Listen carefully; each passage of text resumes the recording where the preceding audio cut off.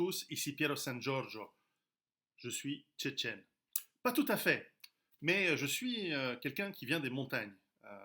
De mon origine en Italie, dans le Piémont, c'est un pays de collines, et dans mon pays d'adoption, la Suisse, j'aime les montagnes. Et ce qui est intéressant dans les peuples qui viennent des montagnes, qu'ils soient en Yougoslavie, qu'ils soient en Corse, qu'ils soient en Italie, qu'ils soient en Afghanistan ou en Suisse, eh bien, ce sont des peuples qui sont rudes et qui savent se battre, et qui savent que pour se battre, il faut s'unir. Eh bien, les Tchétchènes, je ne vais pas vous raconter leur histoire, allez voir un petit peu comment ils ont tenu la dragée haute aux troupes du tsar, de l'Empire russe, pendant presque 2 siècles. Eh bien, ce sont aussi également des peuples de montagne qui s'organisent en clans, généralement par vallées, en familles, en tribus, et qui parfois, si elles se battent entre elles, eh bien, de temps en temps, se groupent face à l'ennemi extérieur.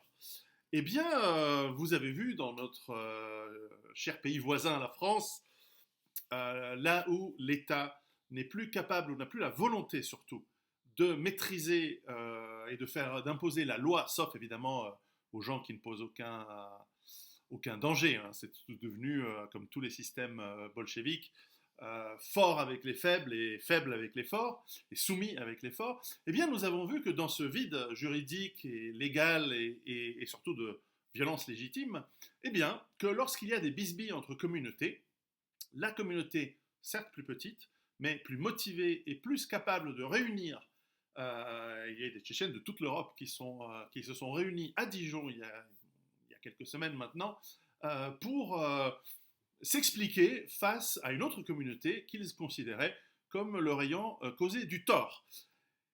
Et c'est exactement cela qu'il faut faire lorsqu'un État est faible. Vous savez, l'Occident s'est bâti sur le concept de l'État de droit.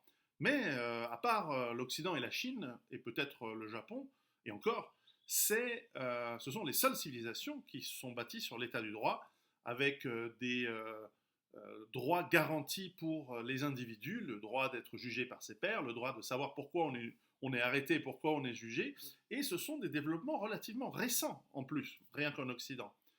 Quand il n'y a pas cela, c'est la loi du plus fort. Et la loi du plus fort, c'est évidemment la force du groupe. Et le groupe, il est basé sur des loyautés, sur la capacité de se retrouver ensemble, et donc cela, c'est ce que les Tchétchènes savent faire très très bien.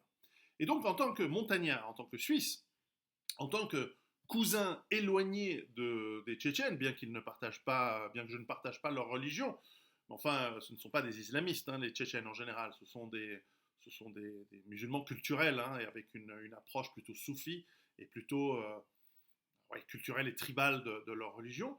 Eh bien, je ne peux que vous dire mon sentiment profond, eh bien, c'est que j'ai de la solidarité et de l'admiration pour eux. Eh oui. Car non pas parce qu'ils se sont pris à des afro-maghrébins qui se trouvent être en France, ça à la limite, ils auraient pu s'en prendre à je ne sais quoi d'autre, à quelle autre communauté ou quelle autre tribu, ça ne ferait pas d'importance. Moi je ne suis pas contre les gens, je suis plutôt pour vous expliquer que j'ai des affinités sur des cultures et des méthodes. Et là clairement, tant dans la culture que la méthode, je ne peux que dire bravo, c'est comme ça qu'il faut faire. Que j'ai commandé sur internet des petites étiquettes, des petits autocollants avec le drapeau tchétchène, afin de les mettre sur la bagnole pour les fois où je vais en France. Comme ça, c'est quand même un peu comme les plaques 2A ou 2B corse. Comme ça, on va pas me faire chier.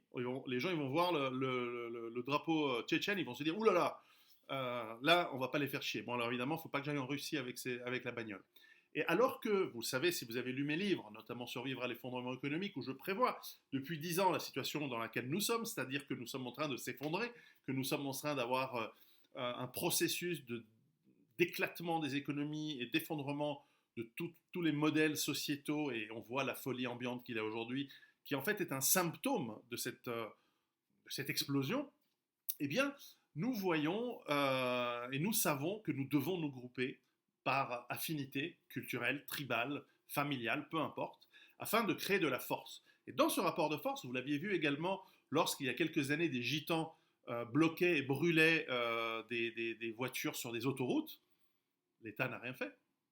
Parce qu'il y a un rapport de force qui est en faveur des gitans, en l'occurrence. Et là aussi, alors certes, je crois qu'il y a eu quelques arrestations qui ont suivi la négociation qui s'est faite à la mosquée, semblerait-il, entre les familles des plaignants et des lésés dans un cadre intercommunautaire, mais l'État ne fera rien. Parce que l'État est faible avec les forts et fort avec les faibles. Donc à vous de choisir. Est-ce que vous voulez être fort ou est-ce que vous voulez être faible? Et il est donc absolument essentiel, et pas seulement en France, hein, je prends cet exemple, parce qu'évidemment nous sommes ici essentiellement francophones, mais c'est un exemple qui aurait pu être partagé dans toutes les cultures du monde. J'ai beaucoup travaillé en Afrique, là-bas aussi, on respecte le prestige et la force. C'est tout. L'intellect, le droit, tous ces machins inventés par une civilisation très avancée, je dirais même trop avancée aujourd'hui, eh bien, n'ont aucune importance face à celui qui va te péter la gueule, lui et ses copains, s'il veut avoir raison et s'il veut contrôler un territoire, s'il veut prendre ta femme et la mettre au tapin, parce que c'est ce qui va arriver. Donc, si vous voulez comprendre le monde dans lequel on vit, je vous encourage de lire Survivre à l'effondrement économique, mais aussi Rue Barbare, qui sont deux des livres que j'ai écrits ou coécrits. Et je vous encourage surtout de bosser en prenant les stratégies que je mets dans ces livres pour vous y mettre à bâtir les compétences, même les profils psychologiques, de transformer votre profil psychologique pour devenir quelqu'un qui est carré, quelqu'un qui fait partie d'un groupe qui s'entraide, et afin que vous soyez fort. Parce que la nature a horreur des faibles. Donc, amis tchétchènes, si vous regardez cette vidéo, vous avez mon admiration de la Suisse, vous avez sur le concept général mon approbation, vous n'en avez pas besoin, mais voilà, mon soutien moral quelque part, et peut-être qu'on se retrouvera un jour sur le champ de bataille, peut-être du même côté, qui sait. En tout cas, pour tous les autres, qui ne sont pas encore à ce niveau de player, je vous encourage à vous préparer, parce que c'est ça qu'il va falloir faire. Allez, à bientôt, ciao.